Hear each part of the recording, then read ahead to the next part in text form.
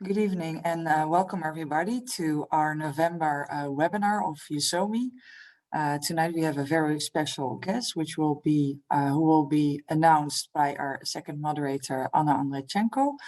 I am the other moderator. My name is Merel Huisman and I'm the chair of the USOMI Young Club. This is actually the first webinar after our annual meeting in October, which was a huge success if you ask me. I would like to remind you that all the presentations, which were fantastic, are still available on demand for members, and the young members will get a special discount on membership. So tonight we have an important topic, I think. It's a how-to guide, so a bit of standardization in radiomics, of which Anna will tell us more.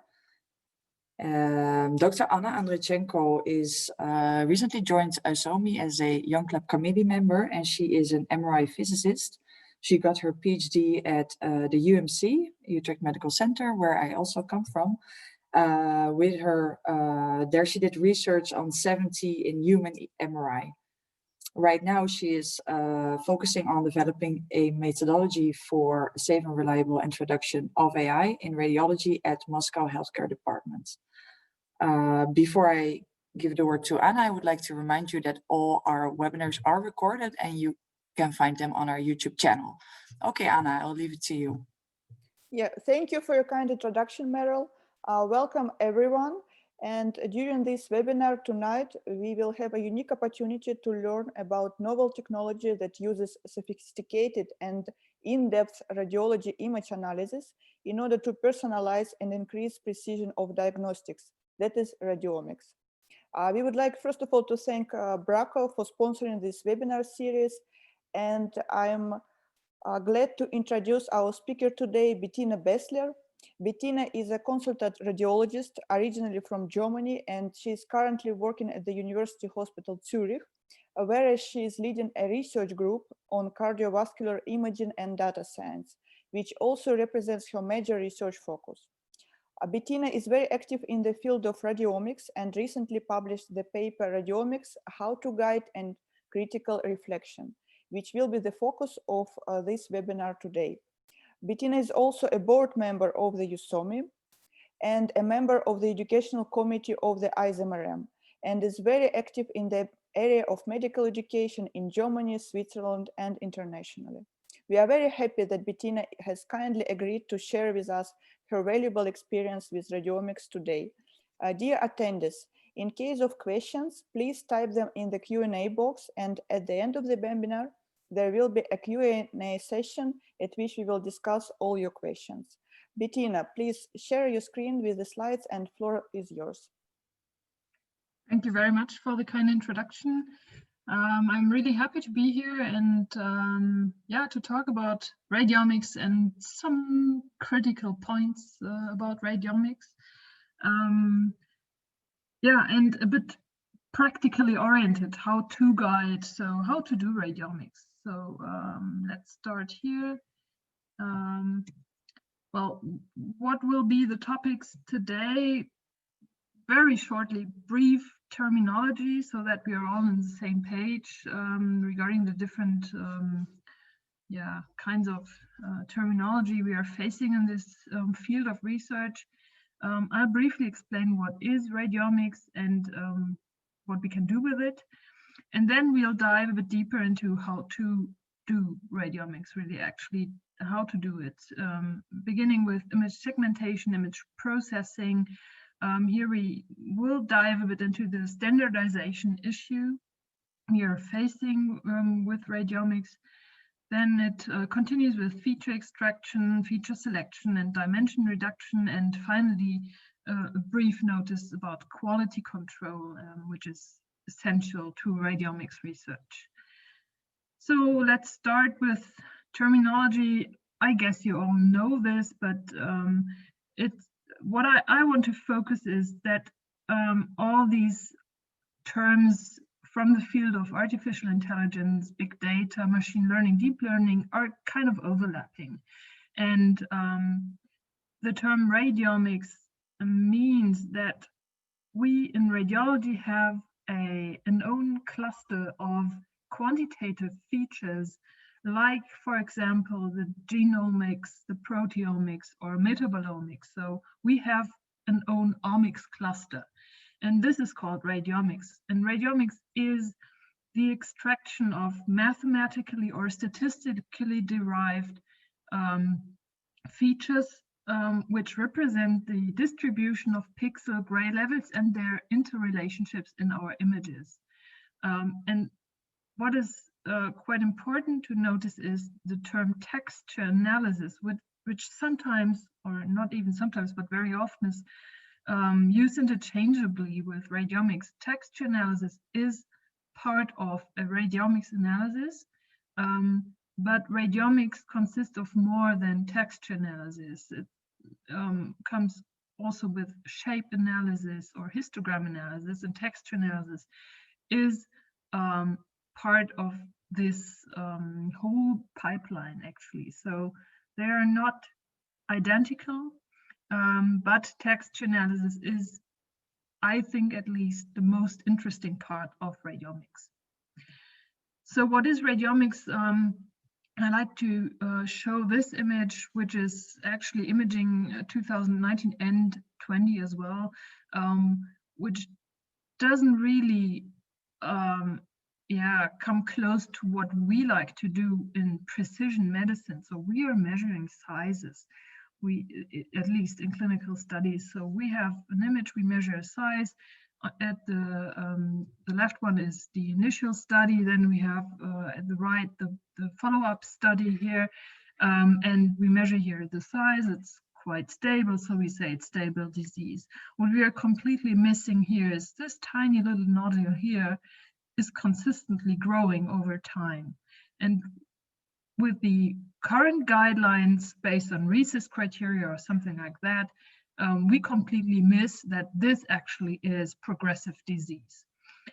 So there might be PET, but PET isn't always the solution to everything. So this might be uptake or be highlighted regarding the SUV values, but it doesn't necessarily have to. So PET, well, can be a problem solver, but isn't.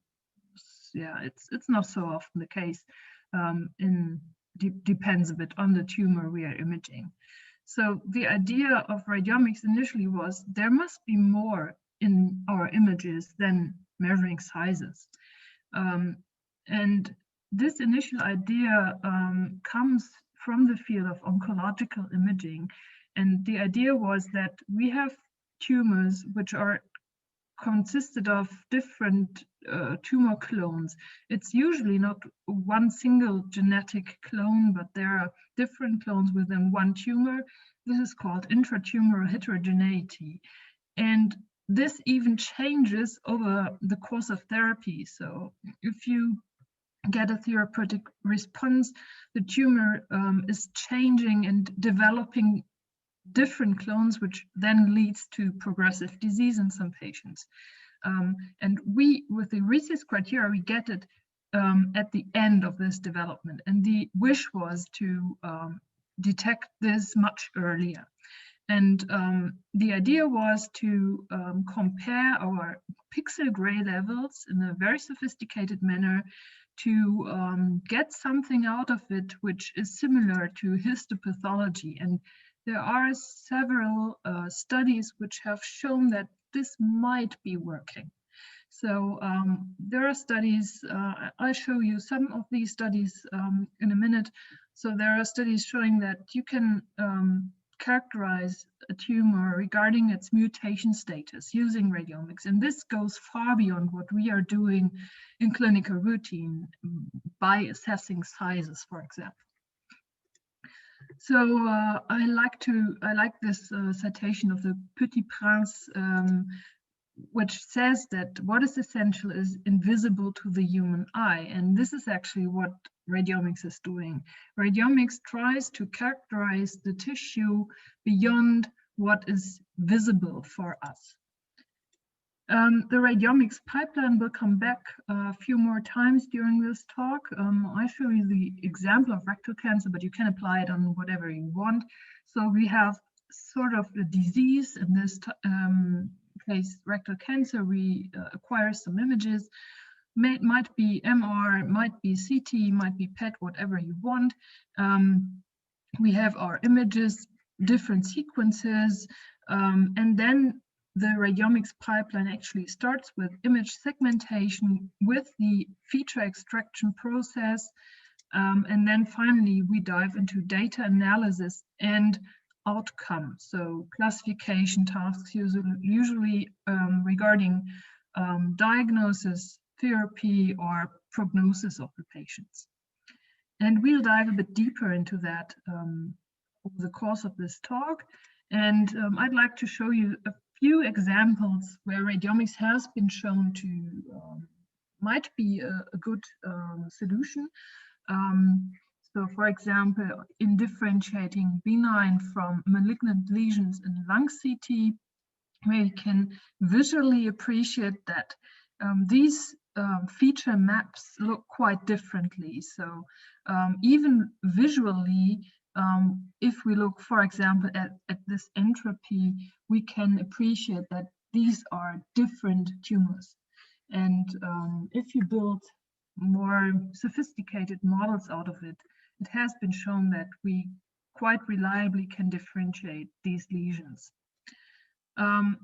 We have done some work on testicular germ cell tumors, or better said, lymph node metastasis, where a big problem is that if we have residual lesions over 1 centimeter, these patients will be operated because it is not sure whether this represents viable tumor or necrotic tissue or whatever.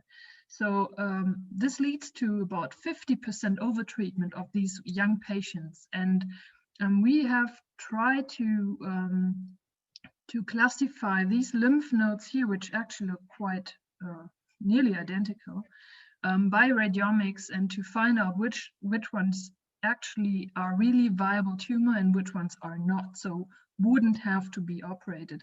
And we could show that the radiomics approach worked quite well. The blue line here is in the training set, which of course worked quite well, but this is an independent test set, and we had an accuracy of around 80%, which is quite okay, I think.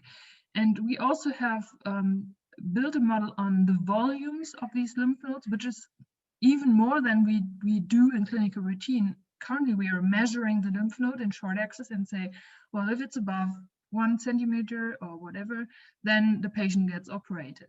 And we took the volume, which has more information in it, but it didn't work so well. So radiomics might be superior to these size measurements, at least, and we are currently working on a large validation cohort to see whether we can further apply this and reliably apply this. My main focus is cardiac MR, and so I have tried to apply radiomics quite intensively on cardiac MR images. For example, here for detecting myocardial infarction on non-enhanced images, and here to predict the presence of LGE in hypertrophic cardiomyopathy. So actually with the aim to get rid of the gadolinium, because, well, we all know there is some discussion about gadolinium. So if we could get rid of it, maybe radiomics could be a good approach for that. What is even more interesting is actually inflammatory disease in the myocardium. So for example, in this work, we had patients with infarct-like acute myocarditis, so the classic myocarditis, and we could show that the radiomics approach based on T1 and T2 mapping works, surprisingly well if combined with blood parameters, and was superior to Lake Louise criteria. And the idea behind applying radiomics on mapping has quite some history, because I worked long time on the problem that if you average T1 and T2 relaxation times over the myocardium, what we all are doing in clinical routine, I guess, sometimes average out the differences, and the biological variability of T1 and T2 values is so large that it's really difficult to get a clear cutoff above which you say, well, this myocardium is diseased. So the idea which we developed was that we have to capture the heterogeneity of the tissue, which the tissue becomes more heterogeneous the more it is inflamed. And radiomics is more, it's a tool for detecting this tissue heterogeneity. And this worked quite well, but now so you have seen there are many interesting applications of radiomics, and there are much more out there. So if you go into the literature, you can read for days and weeks. So it's a huge topic. But now I wanted to dive into the main topic of this talk, so how to do it. So if you want to do it practically, how should you do it? And we'll walk a bit through this pipeline here. This is now not rectal cancer, but cardiac MR, because I like it. So this is our example. And we start with image segmentation, which is quite the easiest part of everything, but the most tedious one, because, well, it takes some time to segment these images. And you can do it in many different ways. Actually, we can do it, for example, using 3D slicer, which sometimes doesn't work so well if you have cardiac images because of the forest imaging domain. It's sometimes not so easy. I have made the experience, but for tumors it works really well. What is nice about 3D slicer that it has a plug-in integration for the Radiomics tool, so you can do segmentation, feature extraction, and even the image processing we were talking later within one tool, and this is quite nice, I think. You can use LiveX, which is a dedicated radiomics software from France. You can use Elastics for registration purposes, MITK, ITK, whatever you want. There are many, many different open source tools out there, and you can use whatever you are comfortable with. But there are also different approaches to do the segmentation. You can do it manually, for sure, but what you have to take into account is the observer bias, and we have a significant observer bias. So radiomics features depend on how the region of interest is drawn. So this is something which is kind of a problem. We can do it semi-automatically. There are various algorithms out there, thresholding, region growing, whatever, which are incorporated in many of these tools. It really depends on the data, which of them are working and which are not. Sometimes none of them is working, then you have to do it manually. But often you only have to play a bit around with your data and try out many different things. It's sometimes not very intuitive, so this takes some time in my experience to find out how to most accurately and reproducibly, but also most quickly segment these images. And then, of course, which is coming more and more, is automated segmentation, which is usually deep learning based. There are algorithms out there for many different organs. There are also integrations, for example, of the MONAI approach from NVIDIA for 3D slicers. So there are many integrations right now where you can try deep learning, so train networks for doing your segmentation. It's not so easy for the myocardium, so unfortunately, but well, this is what I would prefer. So if there is an algorithm out there which is working on your data, which is, well, sometimes it's not, or often it's not, but if there is one, or you have trained some on your own, then use this one because you have the least observer bias, you have no observer bias in that. And the least manual interaction you have to do while segmenting the images, the better it is for reproducibility. Okay, after you have segmented your images, we have an important step which is in between these two steps. So we have to look at this gap in between. And this is the image processing step. And this is the, I think, most important one in the entire radiomics pipeline, which is very often neglected. If you ask people who are doing radiomic studies, how are you doing your image processing? Sometimes they look at you and say, well, what are you saying there? I don't know. And if you are doing radiomics, this is really important.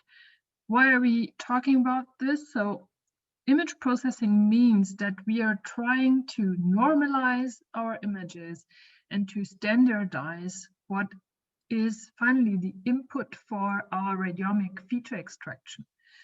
So before we extract any feature, we try to homogenize our data as far as we are able to right now. And there are many different things we can do with the data. We can normalize them. So this is important for CT and MR data. And there are many different types of normalization, each with its advantages and disadvantages. We have to resample our images so that the pixel spacing becomes more comparable. We have to discretize the images so that we have not thousands of gray levels, but only a certain number of gray levels actually, so that there is less noise in our images. And there are many other things you can do. You can apply filters, you can whatever. So what you see here is an example for a so-called parameter file. You can download them on the Radiomics GitHub. They have different parameter files with which you can play, with also recommendations for different types of images. So there are different settings for MR data and CT data. This is very important. And you can play around a bit with them. But you should know what you're doing there actually. And you can either you work within a Python workflow, fully, for example, in a Jupyter notebook or something like that. Or if you are more the clinical person, not so experienced in programming, you can do this with 3D Slicer. There is the possibility to read such a parameter file, which is prepared into the workflow. So before you extract the images, you can load this parameter file and then press the apply button, and your features will be extracted while taking into account this parameter file and all the settings you have defined within. Because Slicer is Python based, so this is quite nice, I think. Yeah, so which parameters should you choose for which data? And actually, this is a blank page. I cannot give any recommendation on that because this is a really difficult topic. And this is an image out of this publication Anna mentioned. And we have so many influencing factors technically, but also human factors, as I said, for segmentation. And there really is not yet any real standardization. There are many initiatives. I'll show you one as an example, but we aren't there yet. And I said you can download parameter files from the Radiomics repository with some recommendations how you could set your processing settings. But actually, this isn't really based on much evidence, I have the impression. So if you dive a bit into the literature, you'll find some hints, but not really much evidence on how to choose the settings, for example, for MR, for CT. For CT, there is a bit more literature than for MR. So this is really a problem, not only for radiomics, but this is also a problem for anything when it comes to machine learning stuff. So, and yeah, standardization is needed, and there are some initiatives like the Image Biomarker Standardization Initiative, and they stated that the reproducibility and validation of studies in quantitative image analysis and radiomics is a major challenge for the field. And they stated this in, I think, 2016 or 17, and it's still true. So they have done quite some work, and others too, and me too. But actually, if you do a study regarding radiomics, reproducibility, robustness, whatever, actually after that you have more problems than before. At least my impression. And it's special if it comes to MR, because MR is kind of a black box for radiomics. There are more and more studies coming out right now, but this image biomarker standardization initiative has really focused on CT imaging and not so much on MR. This comes because there are mostly radiation therapists in this initiative, so they have a clear focus on CT and PET-CT imaging. So we did a small study to assess robustness and reproducibility of radiomics features in MR, and we used fruits and vegetables as a phantom because we thought, well, this is biological tissue, and maybe this is more close to what we are seeing in humans than some kind of fancy texture analysis, phantom, whatever. So, and we acquired different images with different sequences and resolutions, and besides, these are very nice images, I think, but we wanted to test the test-retest robustness of these features if we vary the sequence and the resolution. And we saw really large differences, I have to admit, and it was really completely dependent on the sequence, how much robust features you got. So this is the first thing on which radiomic features really depend on the sequence settings you use, and they are not unique. You can play so much with your sequence settings, and every time you do this, you change the robustness of your features. And then we also try to assess how these image processing settings influence test-retest robustness. We used the same phantom for that. And then we played around with these image processing settings. For example, here, the resampling, the discretization, so the number of gray levels to which these histograms are discretized, the normalization methods, etc. And we kept everything constant apart from one part that we changed every time. And we did this for all different sequences. And what was actually very interesting, but unfortunately not surprising, is that the robustness, test-retest robustness of these features, here's the example of low resolution T2 weighted image, really depends extremely on the post-processing settings you are using. And even more important, there were only 4 features which were really robust across all processing parameter variations, and that for each sequence this was different. So we had for each sequence we had different parameter settings which yielded the highest number of robust features. So actually this means that we really need dedicated image processing recommendations for each single sequence.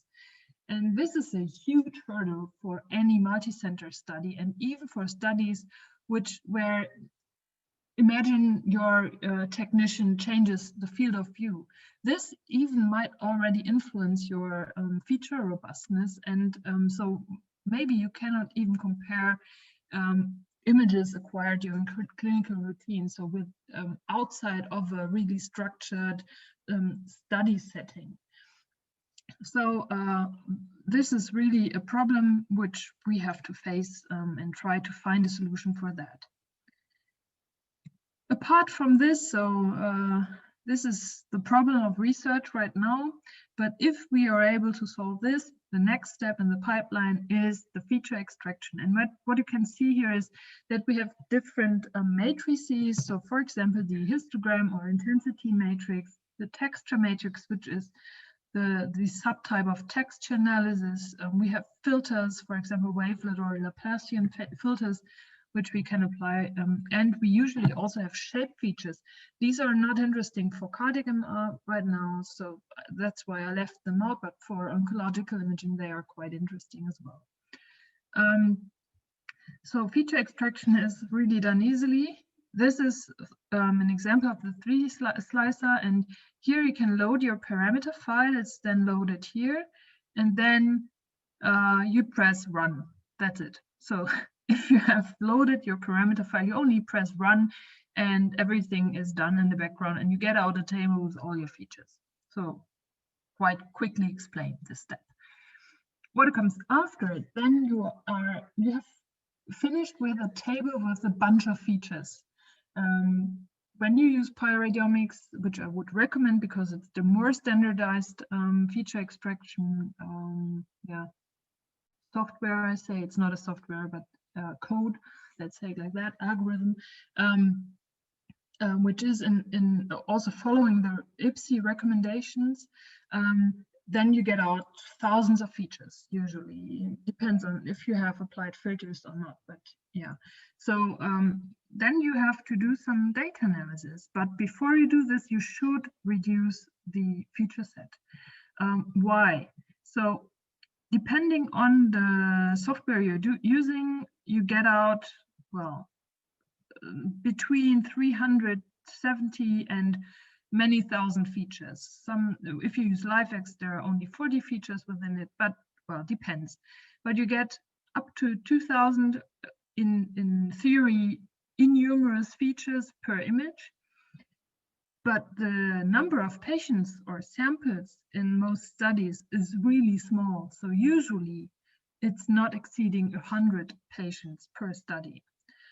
And what we are running into is this problem here. What we want to do, usually we want to do a classification task. So we want to separate the minuses from the pluses here.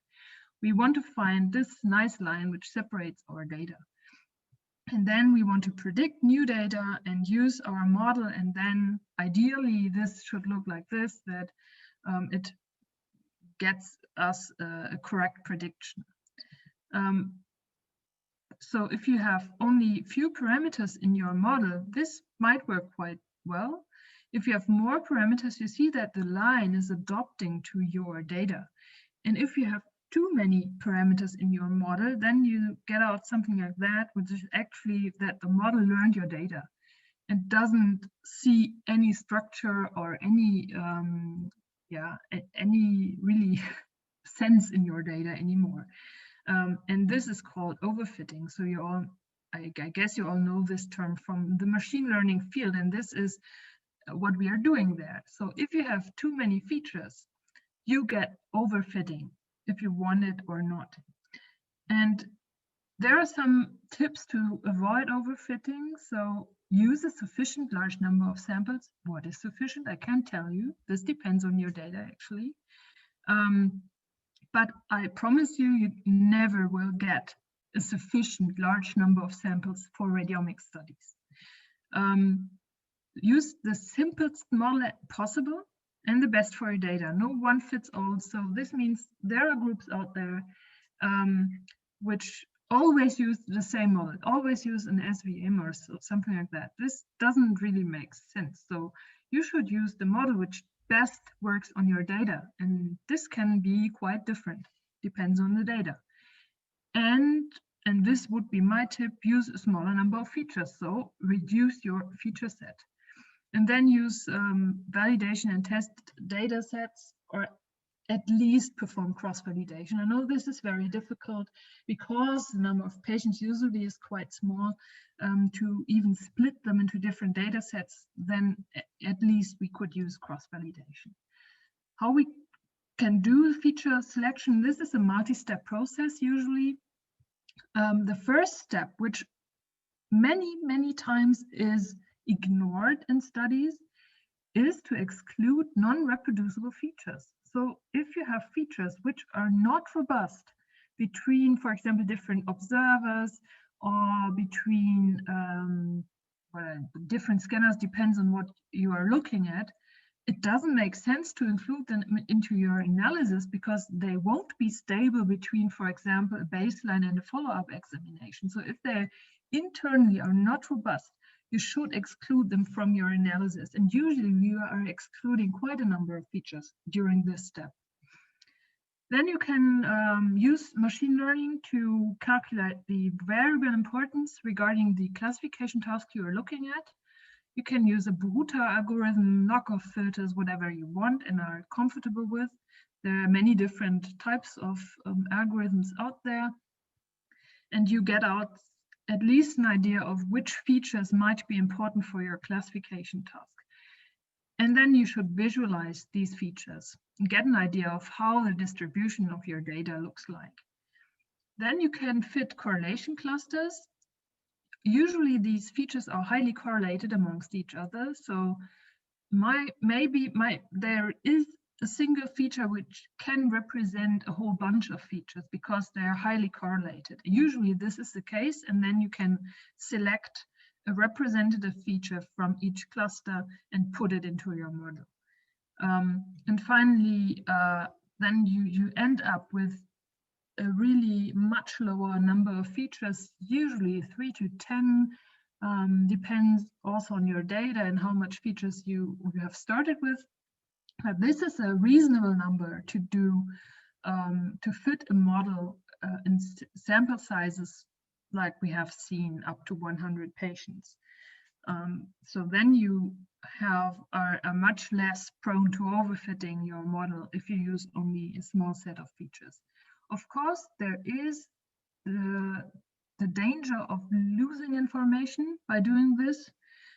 Yeah, but you have to balance the danger of overfitting to the danger of losing information and play a bit around with it.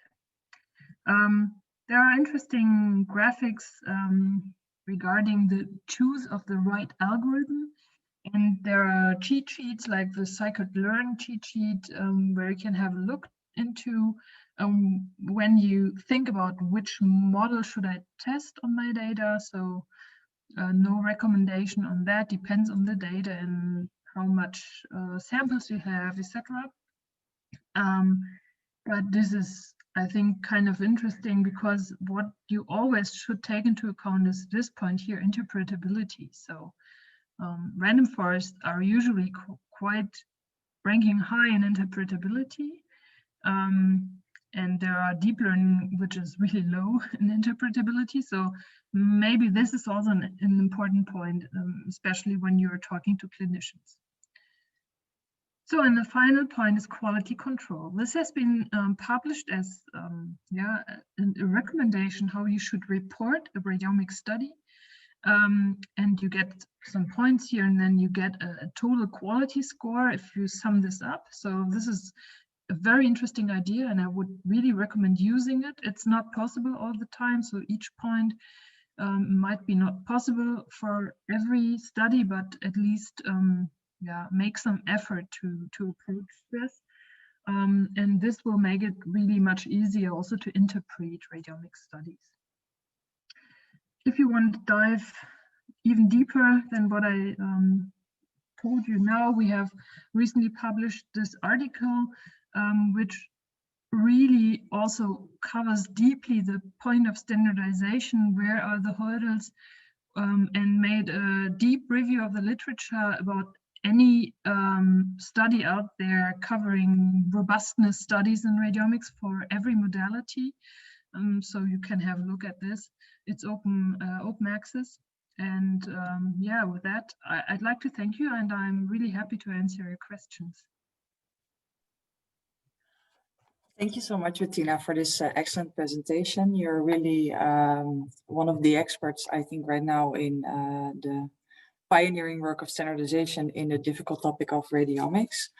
I think it's also good to emphasize why standardization is important. It's one of my favorite topics, to be honest, because if you want to make a difference to the patient in the end, and you want to compare outcomes, you need to have reproducible results, and this can only be done by standardization of the methods. So, yeah, totally agree. Yeah, so this is why it doesn't seem sexy, but it's actually really the most important thing in this research. If I understand it correctly, Bettina, there's two major issues in radiomics. The image processing is the most important step, and that is not standardized at all, but critical to the outcome and thus reproducibility. So that is one, and then there's also the overfitting, which is, I think, always a problem in any statistical methods. Yeah. So at the moment we do, is that correct? Sorry. Yeah, completely correct. So yeah, the overfitting problem can only be approached by, well, the measures I said. So we can try different things to overcome this problem. The most interesting one would be to have much more data, but usually, at least in cardiac MR, this isn't possible. So we have to deal with what we have. But the image processing step really needs to really hard work, because this is the most crucial one, I think. Okay. So I think we can now go to the chat box, Anna. Yes, Bettina, I would like from my side to thank you as well. It was really valuable presentation with very helpful and practical tips how to do radiomics. So thank you very much. And we have a question from Oliver Dias. He asks, could you briefly describe deep learning based radiomics? Do you think such features which deep learning finds would suffer from low reproducibility? Okay, this is an interesting question, because usually the people are discussing if we really need radiomics, or if deep learning, which takes the image and, well, then spats out something, a classification usually, is enough. And deep learning based radiomics is kind of in between. So I'm not sure what exactly is meant by that, because on one hand, we have this handcrafted radiomics approach where we extract the features and feed them into some kind of algorithm. Machine learning, deep learning can be anything, actually. So, and on the other hand, we have the deep learning computer vision task, which takes the image, then internally extracts, of course, many different features, but we don't see these features. So we have no idea on what actually this algorithm is basing its decisions. And then it's, yeah, you get out some kind of classification. So, and this is actually how I personally argue for radiomics. It's exactly this point of interpretability, while I have to admit that some of these texture features are not easy to explain and might be not so interpretable as well, but at least you get an idea on which features are really important for your model. And if you use deep learning, you usually have no idea. This might become less true in the future if we are able to train models which are some sort of interpretable, but right now we don't have these models. So yeah, this would be my answer. I don't know if I got it correctly. Yes, thank you very much for your answer.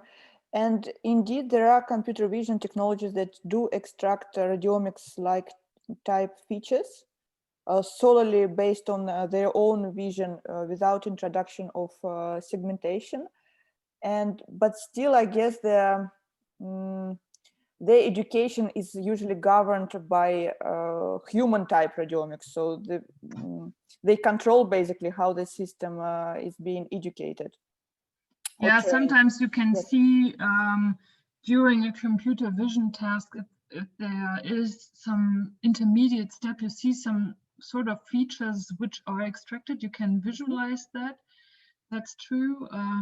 But actually, nevertheless, the system is doing something, and you don't really know which of these features led to its decision finally.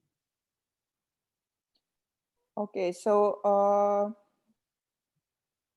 do you mean that if machine learning models would become explainable, so it's another field of explainable AI, and then indeed they could replace human segmentation step in future if they will become really like explainable and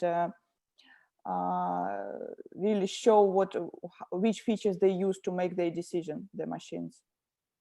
Yes, if this would become possible. I'm not so sure about that, but then yes. So there are even people right now who say, well, we don't need radiomics because we have deep learning, so we are not interested in which feature. We don't understand these features, so it's not interesting to us which feature is interesting in this model. So there is lots of discussion about this point, but yeah, so if the model tells me, well, I have chosen features X, Y, Z for my decision, I'd be quite happy with that.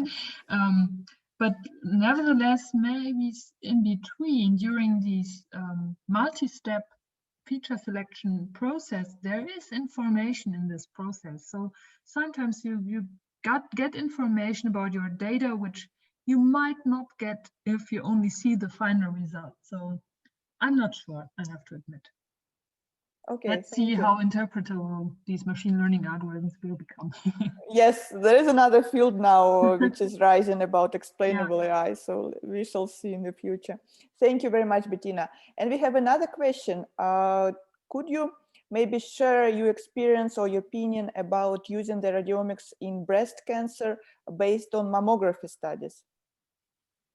I have not really much experience on that. I know that there are some studies which have worked on that. So basically you can apply radiomics on any image you can think of. So X-rays, ultrasound. So our group or our institute has done some radiomics research on ultrasound and breast cancer as well. So, but I'm not so deep into the breast cancer topic, so I can't say much about mammography.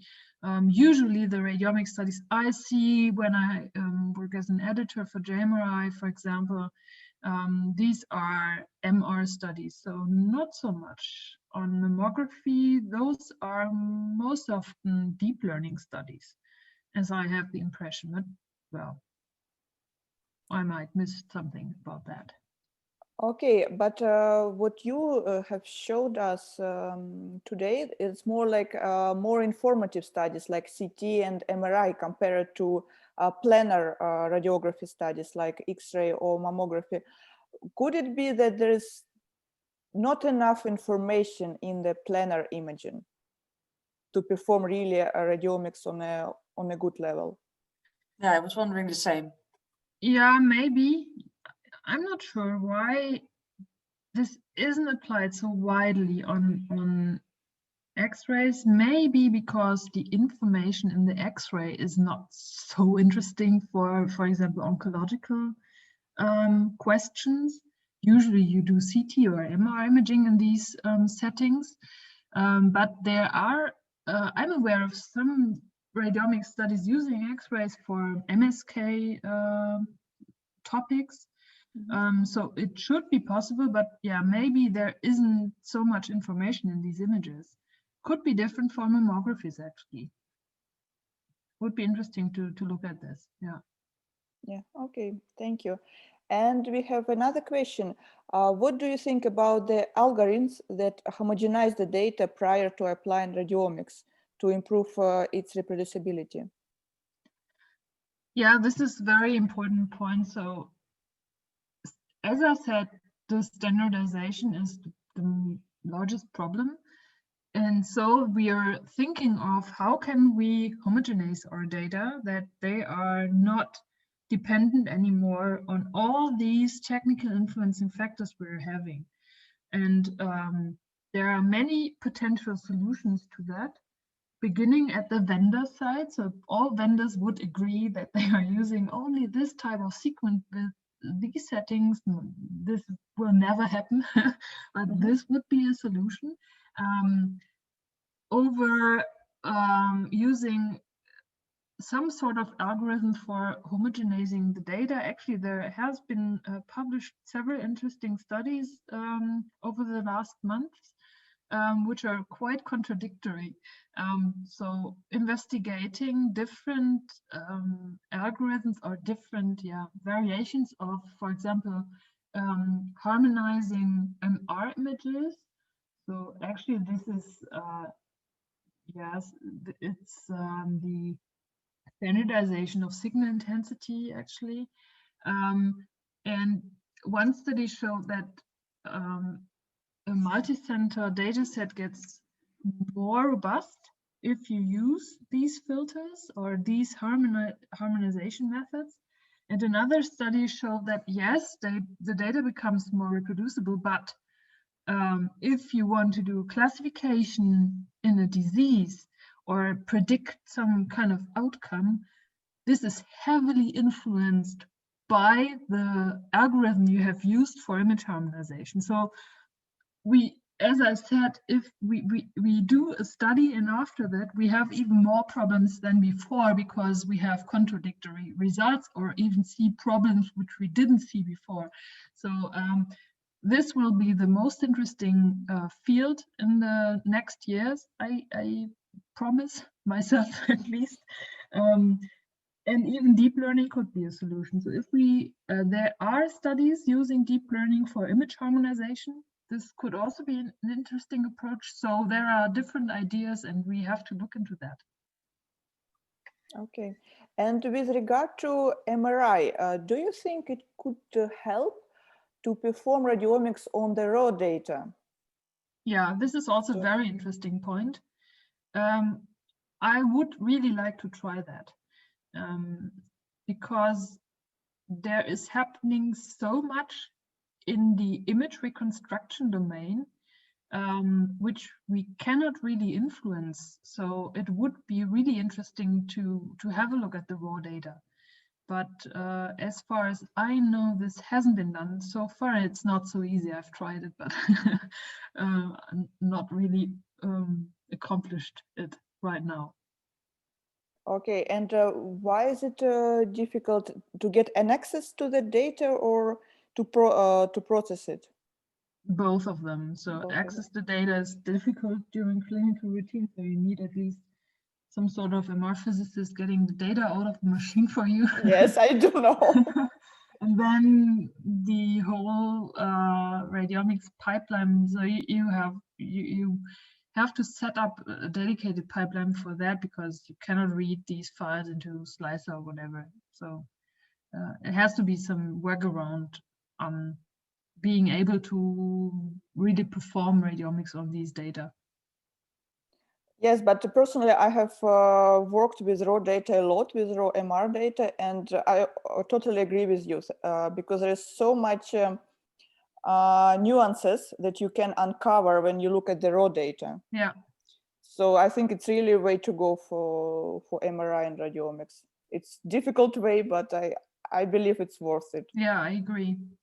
Okay. Thank you very much, Bettina. I think our questions are finished for tonight. So thanks again. It was really a nice talk and very good discussion. And now I give a word to Meryl to close this webinar tonight. Well, actually, I still had a question. Oh, sorry, Meryl. Yeah, then. I just wanted to, I mean, I'm not much of an MR physicist, to be honest, but I was more wondering about, Bettina, what steps should be taken if we want to go towards standardization in this field, in this case of radiomics. We had the image biomarker standardization initiative. Now we are 4 years later and not much has happened. So what is in your vision the approach we should take as a radiology community? Should we publish a white paper? Should we seek international collaboration more? Should it more be how do you say, more regulatory issues? Yeah, so could we take? So my approach would be, so the problem is that we have so many different factors influencing each other that it's really difficult to work on all at the same time. And so my approach would be to go into modeling. So really step back from the clinical images, get really back to some kind of modeling, CT or MR or whatever data, and play with each single influencing factor. So to get an idea on which ones are the most important ones we should address. and then proceed with, for example, raw data. I think this is a really interesting approach. And I also think multi-center collaboration with most of the large vendors, different field strengths for MR. This is key because we won't achieve standardization if we are working on each time on the same machines. So get together large data sets. Yeah, this would be the points I would like to address. Yeah. And then with a guideline, like for example, we have a bit more in the epidemiological field, we have claim, probust, and tripod. Something for more the steps before the clinical results. Would that be? Yeah. Something we should aim to do? Yeah, I would guess so, but to me it's some sort of unclear on how or where the field is heading. If we would be able to apply some kind of deep learning algorithm and all our images look the same and all features are robust, then we could proceed and translate this to clinical routine quite quickly. But if we won't be able to do so, then we would have to begin at a much lower level. And then we for sure would have to work with guidelines, phantoms, whatever. Yeah. Okay, well, great. I think now we did reach the end of the webinar. Indeed, the webinar is recorded and you can find it on YouTube. The USOMI YouTube channel contains all the webinars since 2017, I think. So that's certainly interesting to take a look at. So last not least, I would like to thank our sponsor for the webinar series, which is Bracco. Thanks a lot for supporting us. And yeah, thanks a lot, Bettina, Anna, and Paula of USOMI. And thank you very much for your attention. Thank you for having me. Have a nice evening. Thanks. Bye-bye. Bye-bye. Thank you. Bye-bye.